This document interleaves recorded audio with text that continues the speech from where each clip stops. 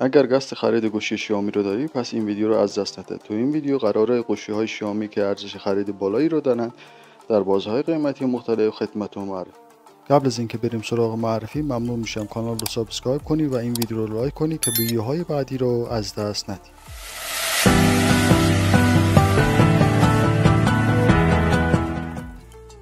بازه قیمتی تا 10 میلیون تومان ردمی 14C.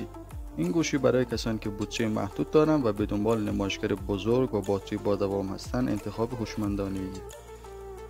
بازه قیمتی تا 15 میلیون تومان ردمی نوت 13 4G.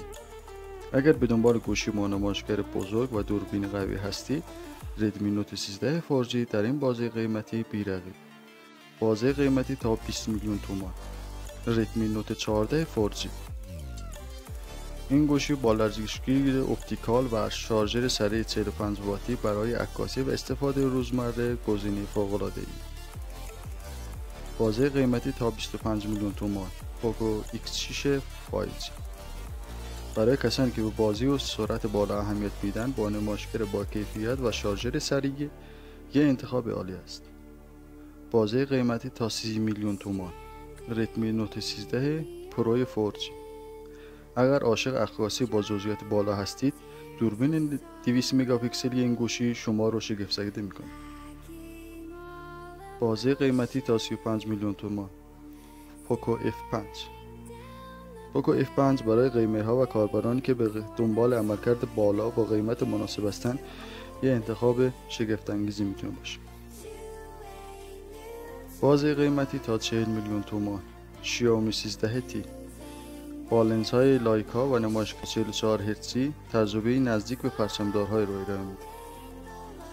بازه قیمتی تا 45 میلیون تومان شیائومی 13T پرو با شارژر 120 واتی و عملکرد پرچمدار برای کاربران حرفه‌ای انتخاب عالیه.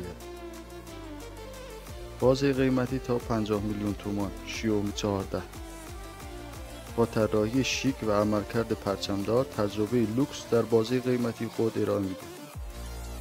بازه قیمتی تا 70 میلیون تومان شیائومی 14 پرو با نمایشگر 2K و دوربین حرفه‌ای برای عکاسان و کاربران حرفه‌ای یک انتخاب بی‌نظیر است. بازه قیمتی بالای 100 میلیون تومان شیائومی 15 اولترا با دوربین 200 مگاپیکسلی و باتری عظیم برای کسانی که بهترین ها را میخواهند ساخته شده. خیلی ممنونم که تا انتهای این ویدیو با من همراه بودید. امیدوارم که براتون کاربردی و مفید بوده باشه. برای دیدن ویدیوهای بیشتر کانال رو سابسکرایب و زنگوله بغلش رو فعال کنید. تا ویدیوهای بعدی بدرود.